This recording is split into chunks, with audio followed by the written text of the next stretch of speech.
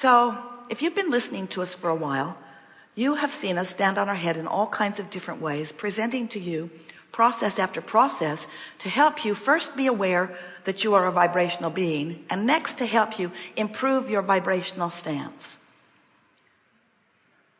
Today, we're going to talk to you from inside the vortex, pulling out all the stops, calling you toward who you really are, by helping you to understand that this law of attraction, who really is your friend, has amassed all kinds of wonderful things for you. And in any moment of time, if you don't feel good, it's not because you're not worthy, and it's not because you haven't asked, and it's not because what you've asked for has not been answered. It's because you've been practicing a vibration that is a deviation from what you are asking for. We've noticed, as we've given you processes, that sometimes our processes and others help you to focus yourself more into alignment. But many of you offer so much effort, mostly, and in some cases only, when things aren't going well. In other words, you wait until you're sick before you start intending to be well. You wait until something isn't going well before you focus upon it at all. In other words, it's almost like you've become so problem-oriented that you're sort of stuck in the vibration of the problem much more than you intended when you decided to come forth. Oh, you knew there would be variety. You knew there would be contrast. You knew that the contrast would help you to sharpen your focus. You knew, even if you were a one-celled organism, that this contrast that surrounded you would help you to define new desires, and that the evolution of your species would be about that. You knew all of that. So you came fully understanding contrast and embracing it, because you knew then, the larger part of you still knows, that when a problem comes into focus, the solution does too.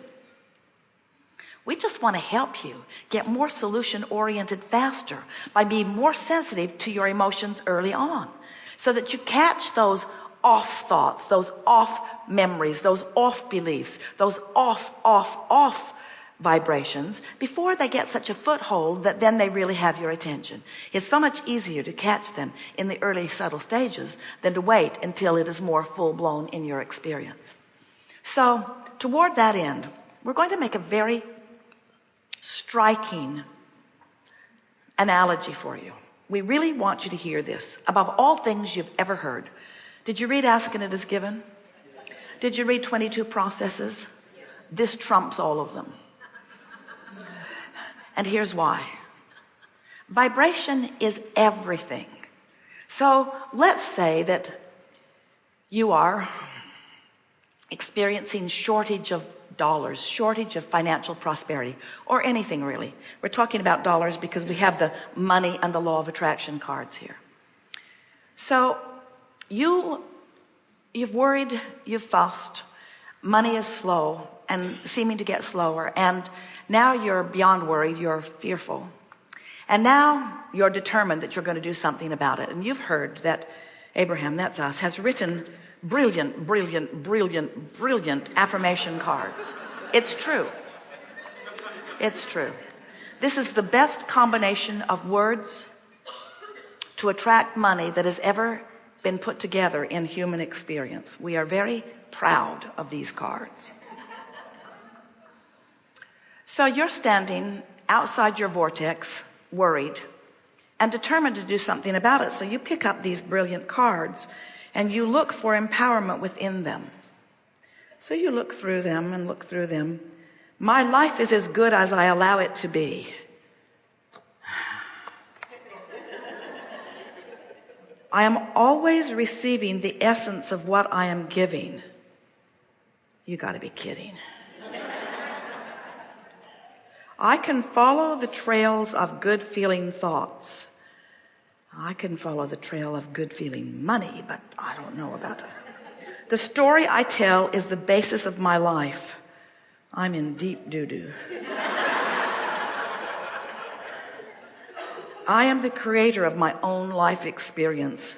These are not helpful cards.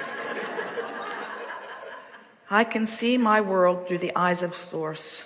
I would like to punch out the eyes of Source. I can deliberately choose to feel better now.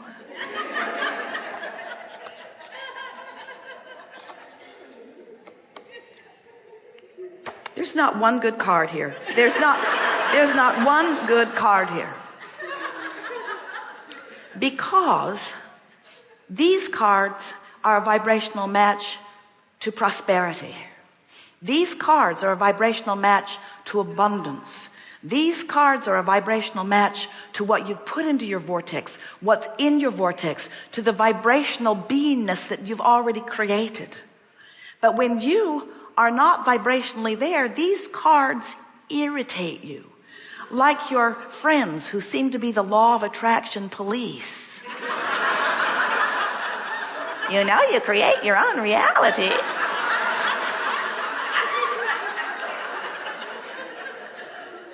So what we're wanting you to understand is that when you are outside the vortex, when you are in that vibration of resistance, when you're down, when you're feeling negative emotion, that is not the time to gird up your loins, to get your lips stiff, especially the upper one. It's not the time for you to dig in and effort, because every effort that you offer backfires. It's like it just brings more of where you are. You know it. Have you ever had a disagreement with someone? You're sure you're right, they're sure they're right, you're complete opposites. And the more you convey, the more sure they are you're wrong. And the more you convey, the sure they are that you're wrong. It's a stalemate. You just don't get anywhere because you're digging in hard. That's what happens when you work hard to affirm from outside the vortex. So what's the logical answer?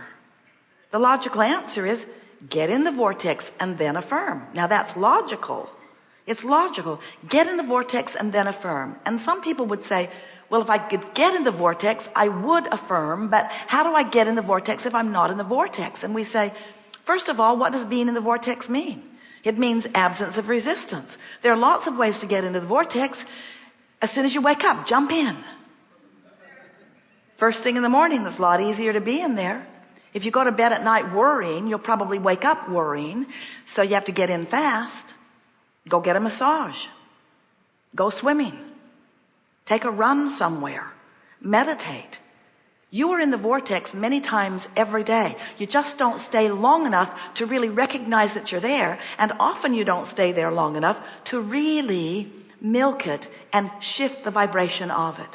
So that's what we're going to be doing here today. Now, we are not implying you are a room full of rather remarkable people, because first of all, you know about this vibration stuff and you understand your emotions and you've been making decisions about feeling better. But we know that things are moving very fast these days. The energy out here on this leading edge on planet Earth has never moved faster. There have never been more outside the vortex with stronger asking. And when more are asking, the energy moves faster, which means for those who are in the vortex, the energy lifts you. It supports you. It gives you clarity. It makes you feel wonderful. And it delivers to you over and over and over again. But for those not in the vortex, this fast-moving energy beats you up. So our encouragement during these hours that we are together is that you accept the reality of this vortex of creation. Understand that your inner being is in there as the holder, the maintainer, the placeholder of all that you've become. And if it is your powerful desire, not so much to get in the vortex, but to recognize when you are in there and then just milk it a little bit, what you will begin to do is to allow the vortex to train your frequency upward. Because you cannot focus upon the problem and the solution at the same time. It's one or the other, you see. And it's so much easier to maintain the vibration of the solution once you are in the vortex. In fact, that's when all of the clarity and insight comes to you. When you're in the vortex, that's when the manifestations begin to reveal themselves to you. The reason this conversation is not very well received by a lot of people is because they are accustomed to looking at things that are manifested, and they sort them into piles of wanted and unwanted. And they're not even thinking about the pile that is amassing for them in their vortex, because they can't see it. And we understand that. You use your physical senses magnificently. You translate vibration to see what you see. You translate vibration to hear what you hear. You translate vibration to smell what you smell, and to taste what you taste, and to touch what you touch. You are translating vibration all over the place. Your emotions are your most significant translator of vibration. So while you can see what's manifested, you can't see what's in the vortex unless you're in there and have been in there long enough that you are on the vibration of what's in there. Once you spend significant time in the vibration of the vortex, what begins to happen is, in the same way you can keenly smell and keenly hear and keenly see and keenly taste and keenly feel, you can keenly know what's in the vortex. You will have the experience of sight and sound. We're not kidding you. When you are in the vortex and you spend enough time there that you acclimate to the frequency of it, the first thing that happens is ideas begin to flow to you that you weren't getting when you weren't in the vortex. Ideas, really good ideas. Impulses to do things, impulses to go there and stop there, impulses to slow down and speed up, impulses that cause you to rendezvous with other cooperative components that you have been looking for, cooperative components that you've been asking for and asking for and asking for, that the source energy has delivered and delivered and delivered and delivered, but just outside the vortex you can't see them, you can't find them, you can't know them, but inside the vortex, aha, there you are. There's an idea I can run with. And how do you know? Because it's an idea that is so compelling, wild horses would not keep you from it. Every one of you knows what we're talking about. You remember falling in love. You remember being at the right place at the right time. So now we're telling you in ways that you cannot miss. You're hearing it with your ears. You're seeing it with your eyes. You're knowing it with your belly. You know what we speak is true. Now that you know this, now that you know about the existence of this vortex, now that you know about the power of your own guidance system, now that you know that this is a vibrational universe, now that you know there's all kinds of things amassed for you that you can't see, now manifestational reality is going to mean less to you for a while. And that's such a good thing. Because when manifestational reality means less to you, vibrational reality will be more to you. Emotional reality will be more to you. Being tuned in, tapped in, turned on to the energy of your source will mean more to you. And you'll catch yourself going off course at those early subtle stages. You'll find yourself in the middle of a sentence wanting to draw it back in and wanting to de-emphasize it rather than emphasize it. You will begin to be the deliberate creator of your own reality from this step forward. It is our promise to you. We are eager to talk with you. Get a little wound up here because you have to understand, we've seen what's in your vortex. We know what you've lined up, and our eagerness is about you discovering the fulfillment of it. But friends, not because we're excited about the manifestation. We are sort of. But because we are thrilled with knowing what it feels like to you to sync up, to sync up, to sync up with who you are. You came for the passion of life, not for the trucks. You came for the passion of life. You came for the emotion of life. You came for the feeling of life. You came for that worthy, proud, good feeling of a powerful creator. That's who you are. That's why you're here.